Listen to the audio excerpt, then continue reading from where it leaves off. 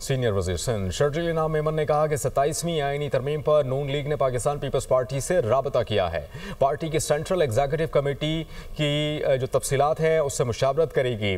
किसका साथ देना किसका नहीं, पाकिस्तान पीपल्स पार्टी की क़यादत मुशावरत से फैसला करती है। आवाम के हक में फैसले करेंगे। ई चालान पर सियासत की जा रही है, कुछ लोग अदालतों में चले गए हैं।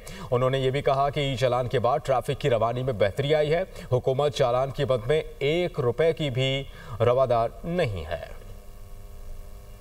तो चेयरमैन बिलावल भुट्टो ज़रदारी साहब ने जिस तरह समाजी वेबसाइट पे कहा कि जी PMLN की लीडरशिप ने पाकिस्तान पीपल्स पार्टी से रब्ता किया है और उन्होंने ये शिकायतें रखी हैं, हम उसको सेंट्रल एग्जीक्यूटिव कमेटी में लेकर जाएंगे। हर फैसले पार्टी के साथ मुशावरत में करते हैं। हुकूमतों में चाहे शामिल होना हो, हुकूमतों में शामिल नहीं होना हो। ट्रैफिक चालान का जो है वो हुकूमत सिंध ने शुरू किया है और उस पर कुछ सियासी पार्टियां जिनका हमेशा मकसद जो है वो कि जी ना काम करना ना करने देना है, जिनकी सियासत वैसे कुछ नहीं बचती, फिर आके वो है हर चीज़ पे तनकीद करते हैं।